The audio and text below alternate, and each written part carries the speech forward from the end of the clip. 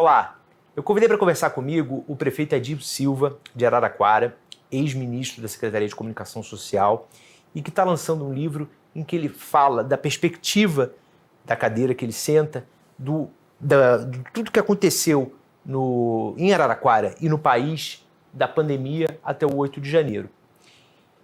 Não é à toa que ele escolhe esse recorte. Araraquara foi uma cidade que, nacionalmente, a forma como eles combateram o coronavírus se tornou uma referência. Foi uma cidade que sentiu bastante o efeito da pandemia, mas conseguiu controlar a situação.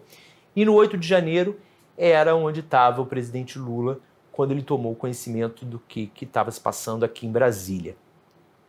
Edinho, obrigado pelo seu tempo, pela visita aqui ao estúdio do Metrópolis.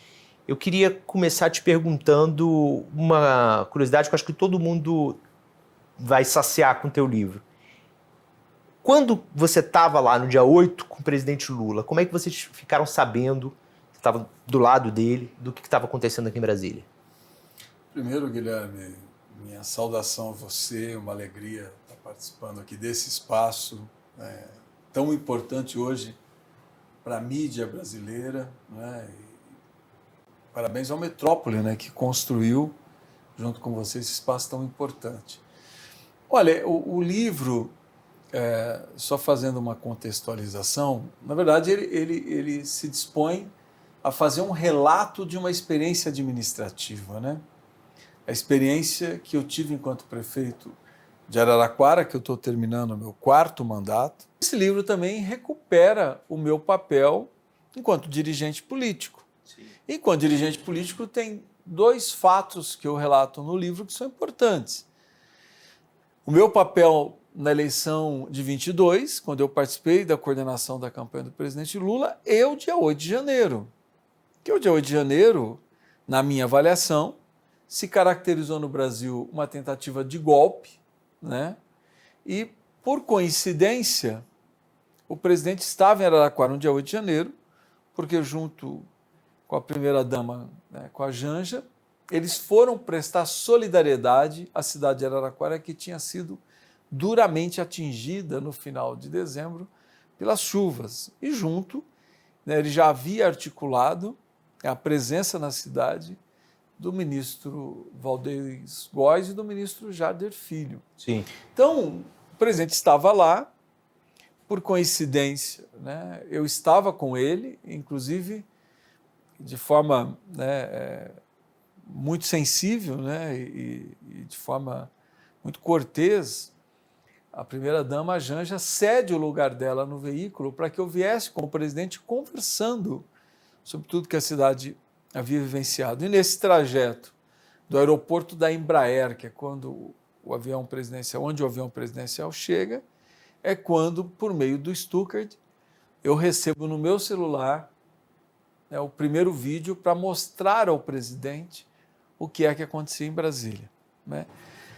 E eu relato, evidente, tudo isso no livro como uma experiência que eu vivi como gestor, como prefeito, como dirigente político, estando junto com o presidente Lula, no momento que ele recebe, até por meio do meu celular, as primeiras imagens, da forma como ele reage, da forma como ele se articula e da forma como, na minha avaliação, e eu relato isso no livro, ele dá uma demonstração pura de política. Eu até digo no livro, Guilherme, que nenhum curso de mestrado, doutorado, livre docência em política ensinaria aquilo que todos nós vivenciamos. A forma como o presidente, literalmente, junto com os presidentes dos poderes, Câmara, Senado, o Supremo e o TSE, traz para suas mãos, literalmente, a República e, a partir dali, toma as decisões para que a tentativa de golpe fosse derrotada. Eu me lembro que a gente falou naqueles dias e você me disse assim, eu vi um estadista atuando na minha frente, uma coisa mais ou menos assim. Conta, sem querer tirar a graça para as pessoas não deixarem de comprar o livro, mas conta mais detalhadamente, né? Uma contextualização importante que é para as pessoas saberem, o presidente Lula não tem celular, né? Então é natural que o Ricardo Stuckert, secretário da SECOM, responsável por toda a parte audiovisual da SECOM, tenha comunicado ao Edinho para que ele falasse para o Lula. Deve ter sido isso, né? E foi talvez uma decisão do Stuckert corretíssima, porque ele convive, conhece o presidente, né, para que eu, de alguma forma, transmitisse, porque as imagens eram fortes já. E as primeiras imagens que chegam da invasão ao Congresso Nacional, né? Essas foram as primeiras imagens, eram imagens fortes. E eu abro o meu celular, quando eu vejo, eu tenho noção, na hora você pensa, a manifestação de Brasília não foi só uma manifestação, porque todos nós tínhamos notícia de uma manifestação meio cheirando inconformismo, né? Porque o presidente tinha acabado de tomar posse, uma parte do Brasil muito polarizada não aceitava o resultado eleitoral. É bom nós lembrarmos da mobilização de uma parcela dos caminhoneiros. É nesse contexto, né? Não dá para a gente esquecer que é nesse contexto. Então, a manifestação em Brasília é uma manifestação dos inconformados, daqueles que não aceitam a vitória, não aceitavam. Mas quando você vê aquilo, você fala, opa, não é mais uma manifestação. Porque eram cenas de violência, de ocupação do Congresso Nacional, né? Então você olha aquilo e você fala, como é que eu transmito isso ao presidente da República? Como é que você falou isso para ele? Eu vi, fechei o celular, enfim, digeri aquilo, porque você, imagina, né? Você também fica impactado, né? E mostrei, falei, presidente, o Stuckert mandou aqui umas imagens da manifestação de Brasília. Eu falei assim, e mostrei meu celular para ele. Ele ficou muito indignado e pediu, na hora, que telefonemas fossem feitos para os ministros que estavam em Brasília. E eu, imediatamente, fui para as redes sociais buscar, nos portais de notícias, buscar mais informações daquilo. Então, foi um pouco nesse contexto. Agora, nenhum ministro tinha informação exata do que estava acontecendo, né? Porque foi algo pego de surpresa. Hoje nós estamos, enfim, posteriormente, nós estamos tomando conhecimento que algumas informações existiam, né, da possibilidade de tudo aquilo acontecer. Mas foram cenas impactantes, né? Nós tínhamos marcado uma reunião na prefeitura para que a gente tivesse uma reunião de trabalho para saber de que forma que o governo federal poderia ajudar a cidade naquela situação. Então, aquela reunião estava marcada com a presença dos ministros. Tal. E, claro, desse local até a prefeitura, outras cenas foram chegando, né? Então, nós tomamos conhecimento que não era só o Congresso, o Supremo também tinha sido invadido, enfim. Então, Por fim, o Planalto, né? O Planalto, o presidente só toma conhecimento quando ele está no meu gabinete, porque nós fomos para a prefeitura e tinha uma reunião imensa convocada numa sala de reuniões que tem no fundo do meu gabinete. Mas nós paramos no meu gabinete. E o presidente quis ter acesso aí, nós fomos ter acesso às TVs que estavam cobrindo, né, ao vivo, online, né? ao vivo, a manifestação. Então as informações foram chegando. Na verdade, a informação do terceiro andar chega pelo celular da Janja, né? Que é ela que mostra ao presidente que a sala dela estava sendo depredada. Enfim, foi um momento difícil, acho que é um momento difícil para a vida brasileira, né? Foi um momento difícil, né, para todos que valorizam a democracia. Eu vi, e algo que quem viu, viu. Quem não viu, dificilmente vai ver. Como o presidente traz literalmente a República para suas mãos. E como ele constrói um processo decisório assim, de forma muito sólida e com muita clareza do que precisava ser feito, né? E ele toma as decisões que, em questão de horas, refez a normalidade, né? E criou as condições para que ele voltasse para Brasília e, a partir daqui, restabelecer essa governabilidade. Tinha um medo do que poderia acontecer com a segurança dele? Como é que o presidente vem para Brasília, né, com Palácio invadido, Supremo invadido, Câmara invadida, as pessoas depredando o Palácio? Como é que o presidente... Ele não tinha condições, naquele momento, de recuperar a governabilidade do país a partir de Brasília. Ele fez isso a partir de Araraquara, né, e recuperando a governabilidade a partir de Araraquara, ele voltou para Brasília e construiu certamente uma das cenas mais bonitas que todos nós podíamos esperar, né? Quando ele volta e vai ao Palácio do Planalto, que é a sede do Poder Executivo. Para mim, ali é um gesto muito forte. E no outro dia, quando ele reúne os governadores e todos, de braços dados, vão em direção ao Supremo. Inclusive os de oposição, né? Inclusive os de oposição. Ali, eu não tenho nenhuma dúvida, né? O presidente que havia ganho as eleições, naquele gesto, naquele ato, ele aumenta a sua legitimidade muito além do resultado das urnas de novembro de 22. Né? A gente viu aquele momento e sabia, é como se fosse uma introdução do desafio que tinha, uma introdução concreta, empírica do desafio que ele teria pelos 4 anos, que é tentar romper essa polarização, né? Aqueles inconformados, como você falou ali, representavam milhões, né? Eles não eram meia dúzia de gatos pingados.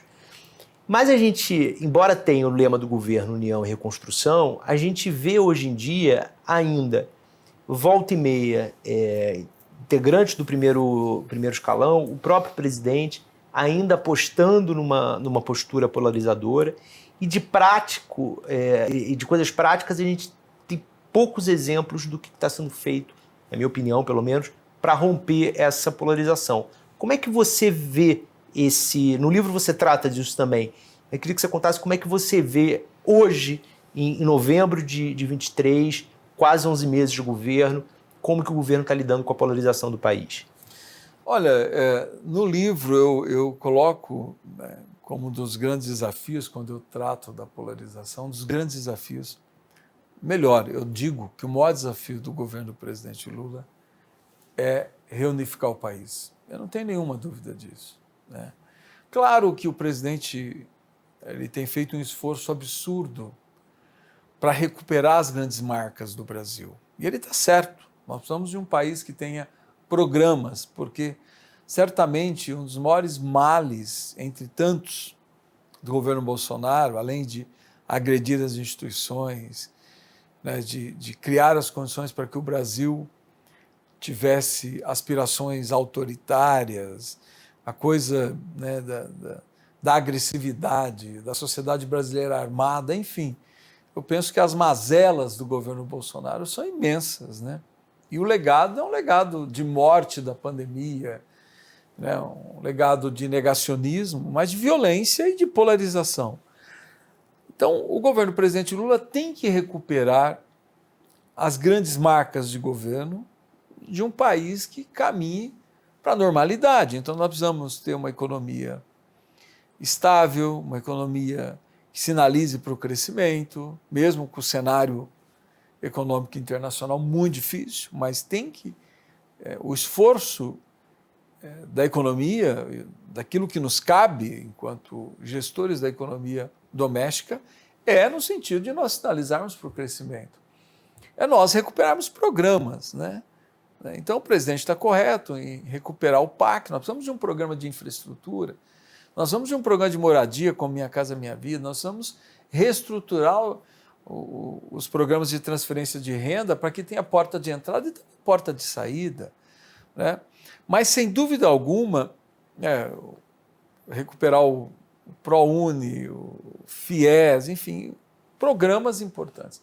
Mas, certamente, um dos maiores desafios do Lula 3 é reunificar o Brasil. É nós rompermos com essa polarização e conseguirmos fazer com que o Brasil consiga debater pacificamente ideias, consiga dialogar mesmo que com posições divergentes. Isso está sendo feito, na sua opinião? Olha, eu acho que precisa ser feito. Não é simples, né? Eu não simplifico as coisas. Não acho que é da noite para o dia que você quebra o ambiente construído no país. Mas, claro, nós precisamos fazer. Eu acho que nós temos que perseguir isso a todo custo. Eu acho que nós temos que desbloquear o diálogo. Eu digo assim, se você não desbloqueia o diálogo, você não convence. Você só convence quando o seu interlocutor está disposto a te ouvir. Se o seu interlocutor está bloqueado e não quer te ouvir, você não vai convencer ninguém. Então, hoje, o maior desafio é nós desbloquearmos o diálogo, é nós conseguirmos conversar com quem não votou no presidente Lula. É nós conseguimos conversar com aqueles que foram hegemonizados pelo bolsonarismo. O bolsonarismo é maior que o Bolsonaro. Nós não podemos ter dúvida disso. O Bolsonaro, pelos erros que cometeu, pode se tornar inelegível, pode ficar fora da vida pública por um período, mas o bolsonarismo vai continuar existindo. Mas nem toda a sociedade que votou no Bolsonaro é bolsonarista, ou se identifica com o bolsonarismo. Que essa coisa homofóbica, racista, que não reconhece os direitos das mulheres, né, que entende que mulher é um ser inferior, né, que não reconhece a diversidade do povo brasileiro, que incentiva o fundamentalismo religioso. Enfim, isso, essa cesta de coisas, na minha avaliação, ruins, né, que é o que dá uma característica ao bolsonarismo, essa base social mais cristalizada do bolsonarismo, hegemonizou uma parcela da sociedade que não pensa dessa forma, mas foi hegemonizada, ou pelo antipetismo, ou por rejeição eleitoral ao presidente Lula, mas foi hegemonizada pelo bolsonarismo. O nosso desafio é dizer, olha, nós queremos conversar com você, nós queremos dialogar com você, nós queremos falar um pouco sobre que Brasil nós queremos, que Brasil que nós podemos construir, mesmo a gente não pensando igual. Eu acho que esse desafio, ele é o grande desafio do momento, e o grande desafio do Lula 3, certamente, é reunificar o Brasil. É fazer com que o Brasil consiga ser um país plural, diverso e pacífico, né, como nós sempre fomos, historicamente fomos. Né? Você falou de um grupo aí, que são os evangélicos, né, que entre si também são muito diferentes, né? Mas eu queria falar especificamente dos mais fundamentalistas. Como conversar? Como o governo poderia se aproximar dessas pessoas? Eu percebo também, às vezes, que tem um certo bloqueio do lado do governo também para fazer isso, né?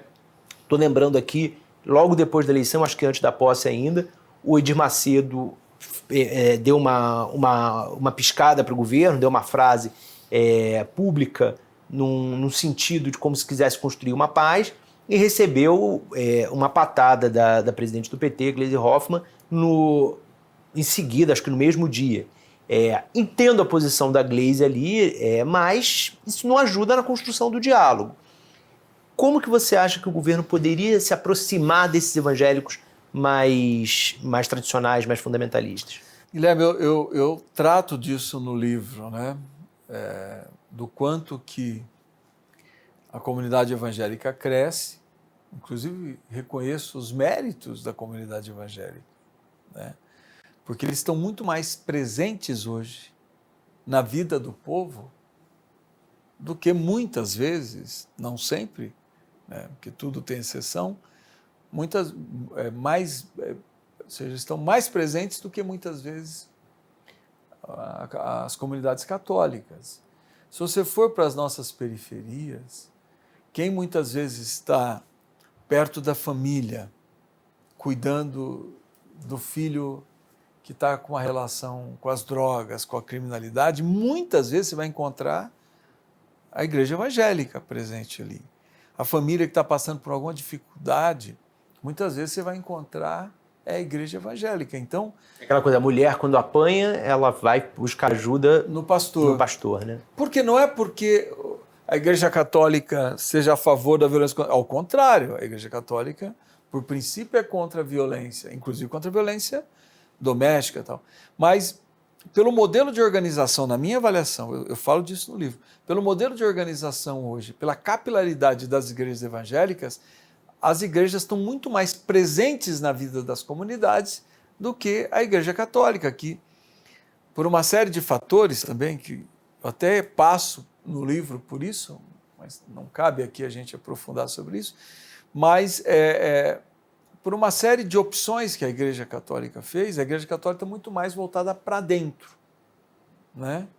Para a vida interna da igreja do que para a vida pastoral, para aquela relação próxima da comunidade. Sim. Então, a Igreja Evangélica cresce também pelos seus méritos. Por uma política de comunicação, que eu acho que eles cresceram muito, né, nos instrumentos de comunicação.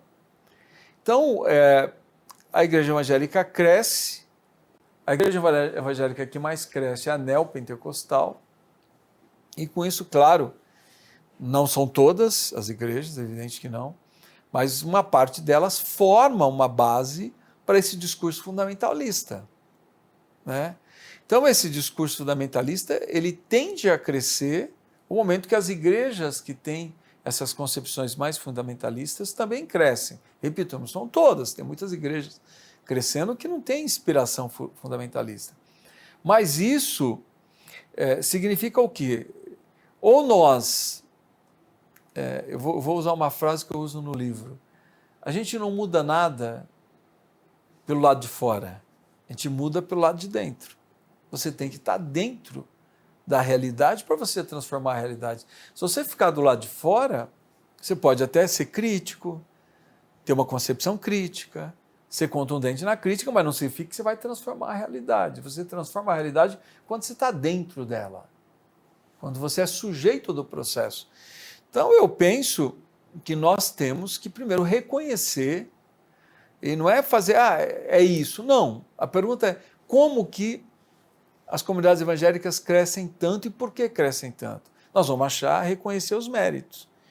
Então, nós temos que ter capacidade para chamar essa comunidade para dialogar. O nosso governo defende tudo aquilo que no dia a dia as comunidades evangélicas estão fazendo. Nós defendemos as políticas sociais para que as famílias não passem fome, não passem necessidade. Então, a igreja que se mobiliza para ajudar as famílias que estão passando necessidade, nós também defendemos isso. Nós defendemos políticas públicas para evitar que adolescentes se envolvam com droga, com a criminalidade. Nós também defendemos isso. Nós defendemos os direitos das famílias. Então, qual a nossa dificuldade em dialogar? Nenhuma, se a gente se abrir ao diálogo. Se a gente tiver predisposição ao diálogo, nós somos capazes de chamar essas comunidades para o diálogo. Se nós formos taxativos e refratários, certamente nós não conseguiremos disputar, do ponto de vista de concepção de mundo que nós queremos. Olha, o mundo que nós queremos, será que tem alguma coisa a ver com o mundo que as comunidades evangélicas defendem? Eu acho que tem muito a ver. Quando a gente fala de justiça, de combate à fome, de cuidar do adolescente que está se envolvendo com droga, com a criminalidade, de fortalecimento do núcleo familiar, nós defendemos as mesmas coisas. Podemos ter divergências? Podemos, mas temos muitos pontos de convergência. Como é que a gente identifica esses pontos? É dialogando, não é sendo refratário, não é indo para uma posição de embate, e sim indo para uma posição de diálogo. O diagnóstico está perfeito, mas por que não conseguem fazer isso? Olha, eu penso que nós temos que construir, né? Nós temos menos de um ano de governo, né? Acho que tem um esforço de reorganizar a comunicação institucional, é nítido, né? O governo está se esforçando nesse sentido.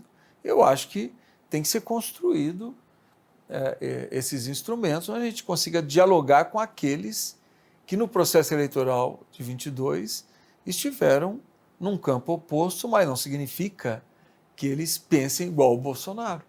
Sim. Eu acho que nós temos que disputar, né, essa concepção de pensamento, essa concepção da sociedade. Eu penso que há duas formas de você construir ideias hegemônicas, inclusive voltando aqui, né? Se a gente quiser teorizar a concepção gramsciana.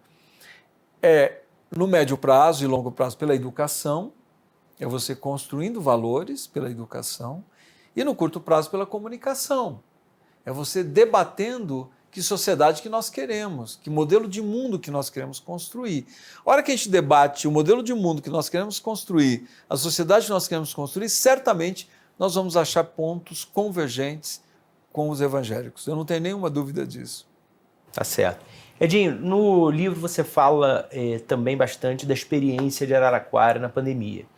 E os bolsonaristas usaram muito para a guerra política durante o 2020, 2021, até na campanha foi usado, um vídeo num parque de Araraquara, né, em que está uma senhora e vem um guarda. Explica o que é esse vídeo para a gente e de que maneira ele foi deturpado o sentido dele.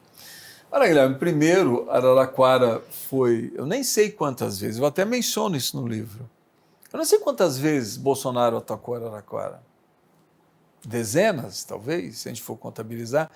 Eu até fiz uma pesquisa, quando eu estava escrevendo o livro, eu fiz uma pesquisa na internet, a hora que eu cheguei lá pela 10ª vez, eu parei, né? Porque eram muitos links que eu ia achando.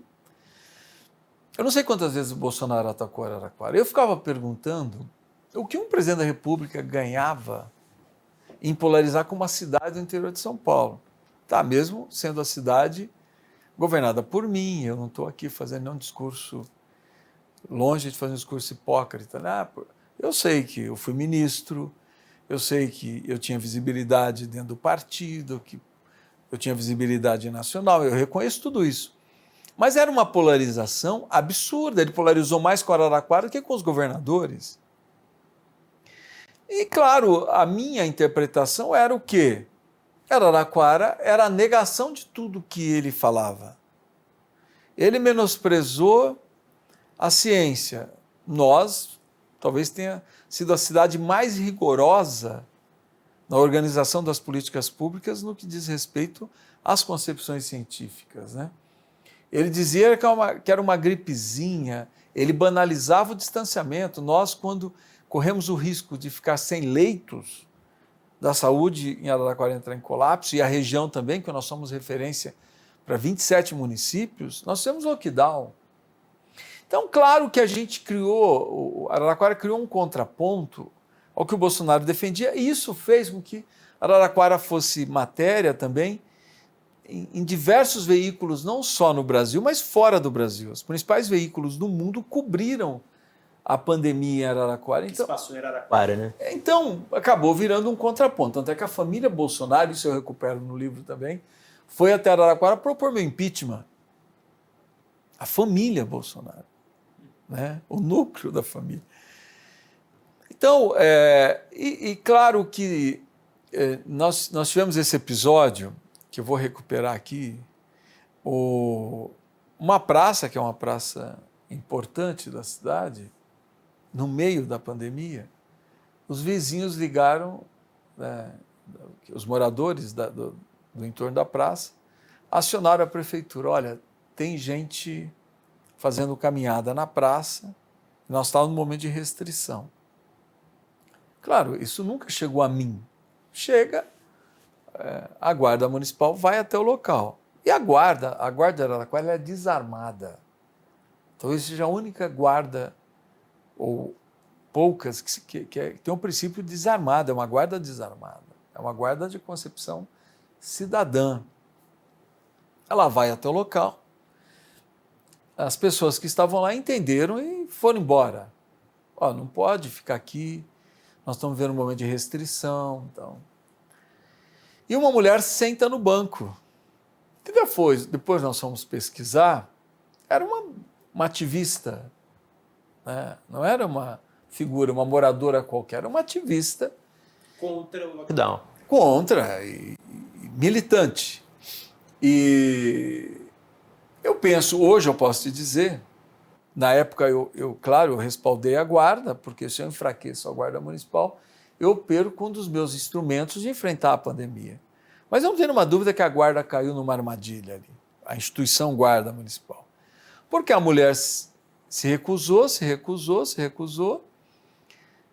inclusive era uma mulher guarda municipal também, insistindo com ela, ela começou a agredir verbalmente e desacatando. Claro que ela queria criar um fato, e a guarda deu o fato.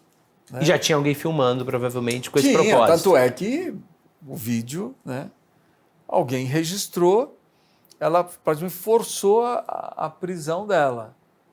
Isso viralizou, e toda a mídia bolsonarista explorou isso e deu visibilidade como se fosse um ato repressor. Tanto é que depois nós ganhamos na justiça, juridicamente nós fomos respaldados, porque a guarda estava cumprindo seu papel. Mas virou um símbolo do bolsonarismo para tentar enfraquecer o que Araraquara estava fazendo no enfrentamento à pandemia. Conseguiram? Não.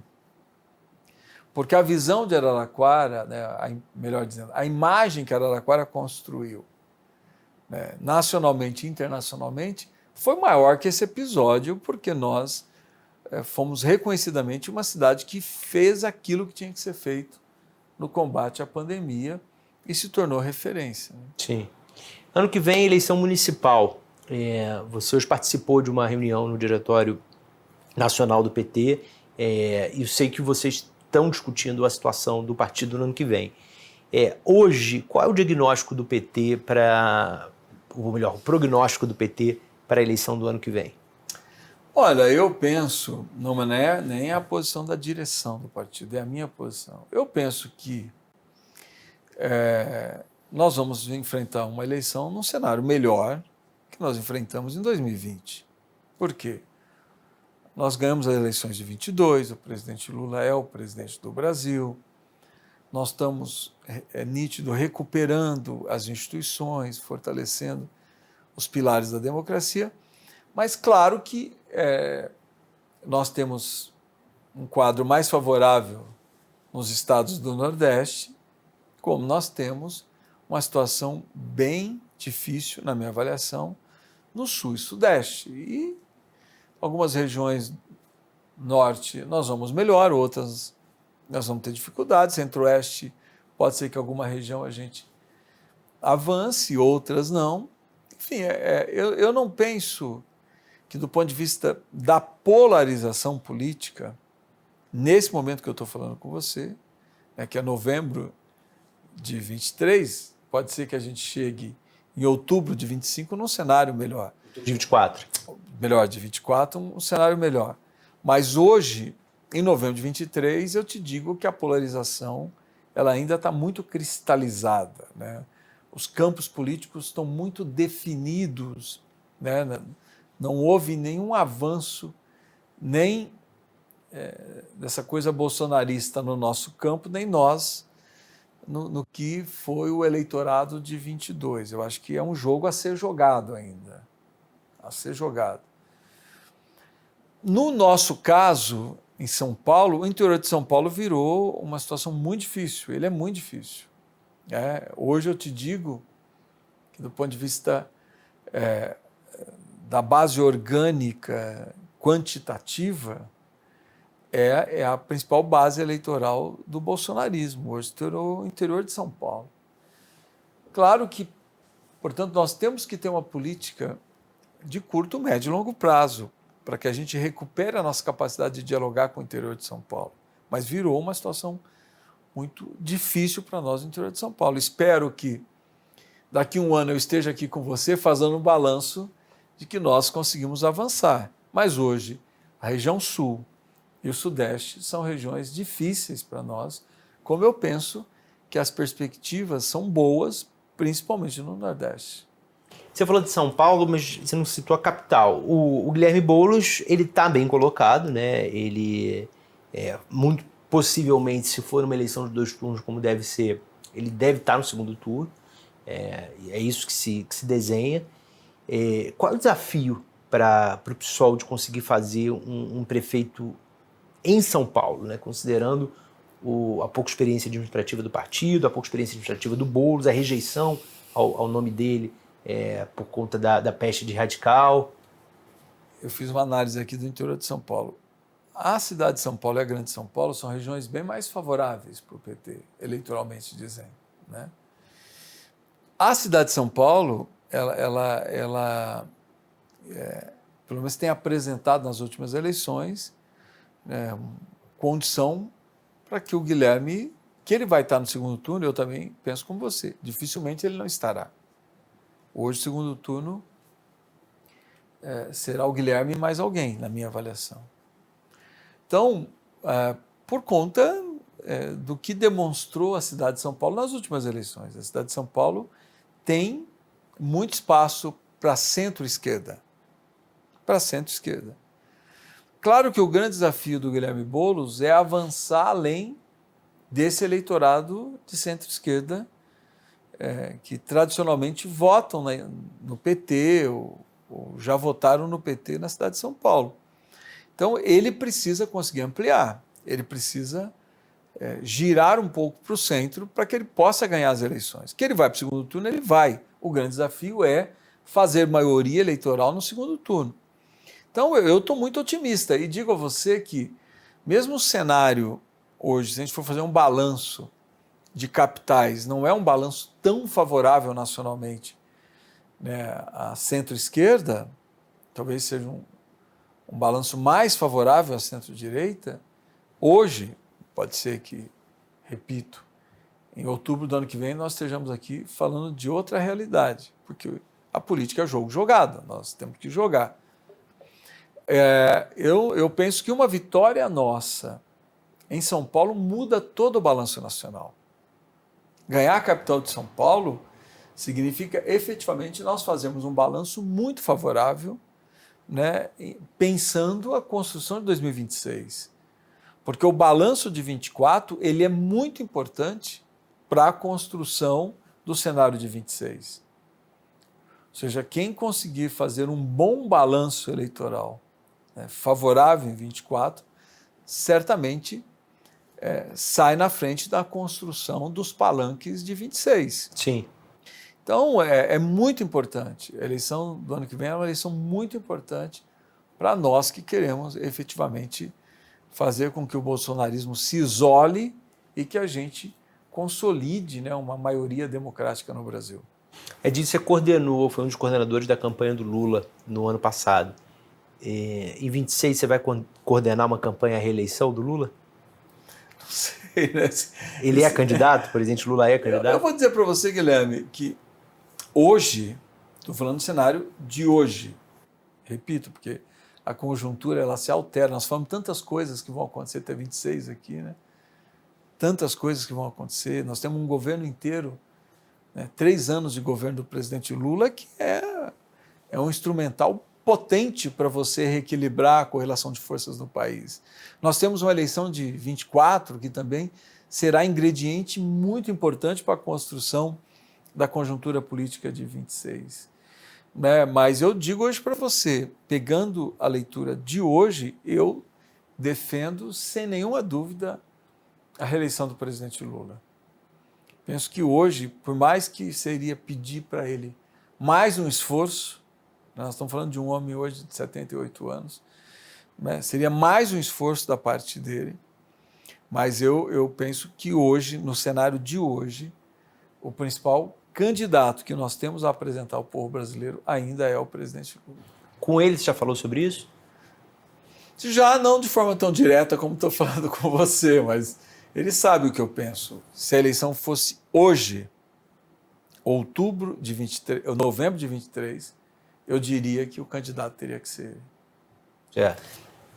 Em junho de 26, pode ser que a gente tenha outra condição, né, outro cenário construído. Mas hoje, a liderança para que a gente não permita que o Brasil saia do campo democrático é o presidente Lula.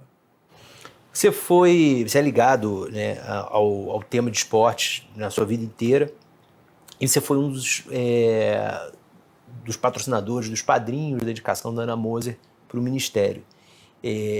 e ela saiu, né, foi substituída recentemente. Como é que você viu essa substituição?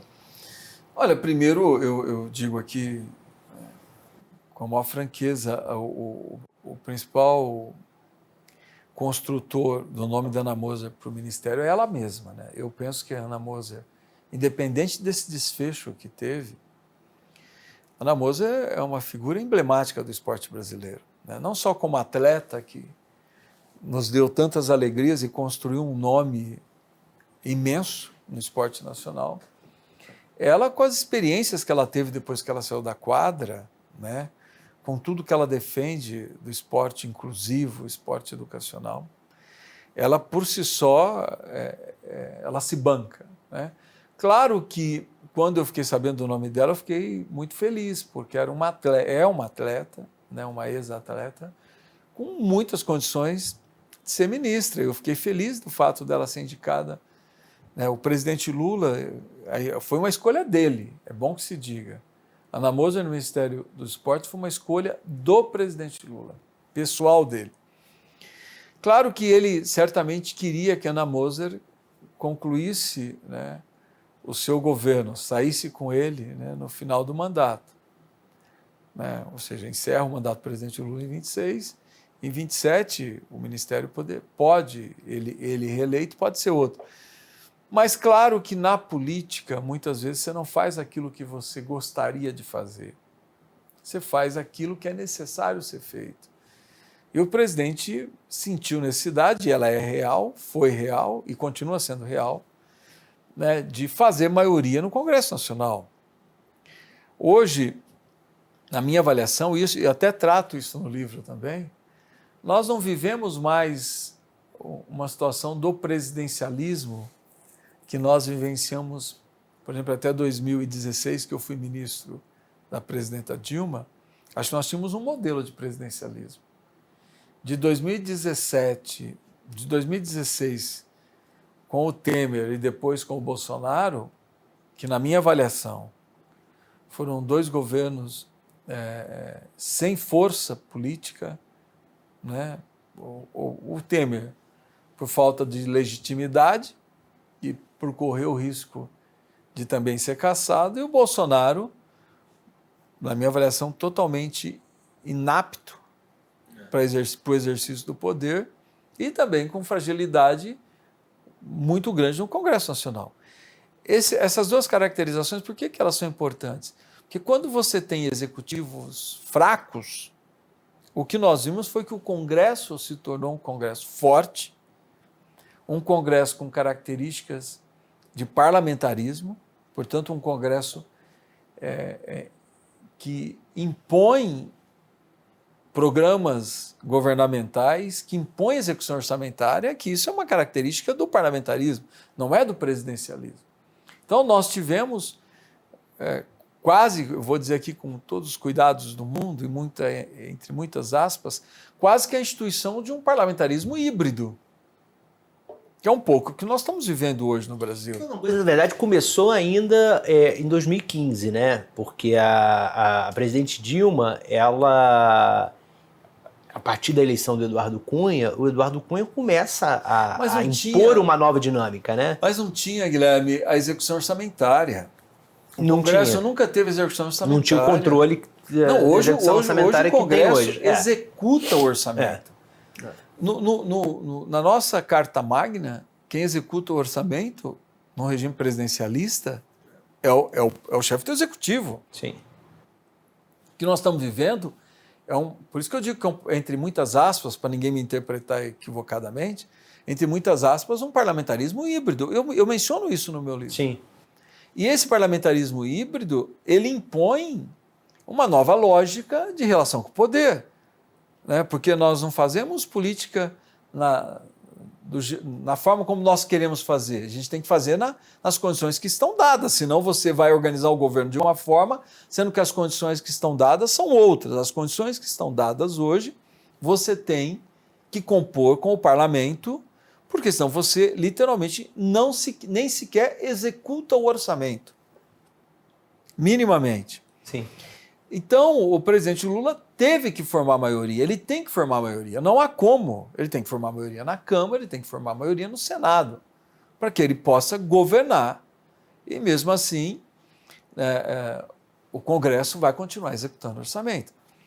Que, por sinal, eu acho que aí está um problema, uma herança extremamente perversa do bolsonarismo, que é você executar orçamento sem programa.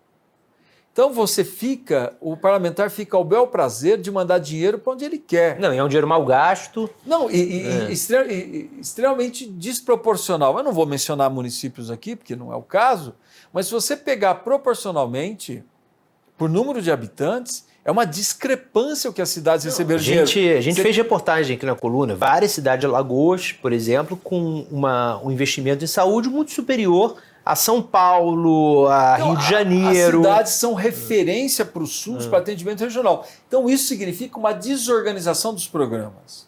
Eu penso que no modelo que nós temos hoje de parlamentarismo híbrido, o correto seria você criar programas importantes para o país e os parlamentares colocam recursos nesses programas, porque você contempla o parlamentar, mas não permite que desorganize as políticas públicas. Sim. Porque o modelo de hoje, você desorganiza as políticas públicas. Então, o presidente, voltando à saída da Ana Moser, eu penso que ele se viu obrigado para a construção desse governo de coalizão, que é um princípio do parlamentarismo, né? Ele foi obrigado a entregar ministérios para que o governo tivesse base parlamentar, porque senão não governa. Eu disse isso algumas vezes, né? Se nós estamos vivendo algo semelhante ao parlamentarismo, ou seja, um parlamentarismo híbrido, a concepção é governo de coalizão. E a coalizão ela tem que se refletir, se a gente for para a lógica parlamentarista, no gabinete. Então, a coalizão tem que se sentir representada no gabinete. No nosso caso, que é constitucionalmente o regime presidencialista, tem que se refletir nos ministérios. Então, a coalizão tem que estar nos ministérios para que você consiga ter governabilidade. Sim. 2025, uma vez que dia 1º tiver passado o bastão para o seu sucessor, eleito por você ou não eleito por você, enfim, assume algum cargo nesse gabinete aí? Essa é uma decisão que cabe ao presidente da República, né? Só a ele. Mas vou dizer uma coisa muito tranquila para você, é tranquila mesmo, não tem nenhuma tensão. Eu penso que esse governo do presidente Lula ele é fundamental para o país. Ele é fundamental para o país. Ou seja, o êxito desse governo significa o êxito de uma construção democrática. Nós temos que restabelecer as instituições, o funcionamento das instituições e dar como pilar, né, como fundamento, a estabilidade da democracia. Senão, o Brasil literalmente não vai conseguir caminhar rumo ao futuro que nós tanto esperamos no nosso país, né? Que é um país que a economia cresça, que gere empregos, que tenha políticas públicas que combatam as desigualdades. Um país que tenha condições de falar de justiça social, de inclusão social. Então, esse governo do presidente Lula é fundamental. E eu tenho, mesmo como prefeito, tentado colaborar. Eu converso, eu tenho, graças a Deus, né? E eu penso, eu tenho um princípio na política, né? Que até também eu menciono no meu livro, que a política é a arte de aglutinar. Sim. Não é de você dispersar. É dividir, né? Dividir. Então você tem que aglutinar. Então eu tenho muita tranquilidade em dialogar com os ministros que estão aí, tenho procurado dialogar. Quando eu tenho alguma ideia que eu penso que pode ser uma contribuição, eu procuro passar, enfim. Então eu quero muito colaborar com o governo do presidente Lula, como tenho colaborado. Hoje, na Frente Nacional de Prefeitos, procuro colaborar. Sou presidente de um consórcio na área da saúde, também procuro colaborar. Então, necessariamente, você não precisa ter cargo para você colaborar, né? Você pode colaborar sem necessariamente você ter um cargo ou um assento no governo para fazer isso. Edinho, muito obrigado. Queria te pedir para você, se é que você sabe de cabeça, falar das datas de lançamento do Uma Cidade na Luta pela Vida. Obrigado. Dia 13 em São Paulo, na Livraria Cultura. Dia 21 aqui em Brasília, nós estamos definindo o local, né? E dia 25 em Araraquara, são os 3 lançamentos marcados. E nós estamos trabalhando outras datas, mas talvez já em 24, que 23 talvez até o final do ano, né? A gente não consiga. Mas 13 em São Paulo, na Livraria Cultura, 21 aqui em Brasília, nós estamos definindo o local. Tinha um local definido, mas aí nós achamos que poderia ficar pequeno, e nós estamos vendo um outro local. E 25 em Araraquara, que eu quero que seja, estamos trabalhando para isso, na Chácara Sapucaia, que é onde o Mário de Andrade escreveu Macunaíma, que é outra coisa que está no livro. Legal, que legal. Eu recupero um pouco essa coisa, a relação do Mário de Andrade com Araraquara e essa história, essa identidade do Macunaíma, que foi o livro que foi escrito em Araraquara.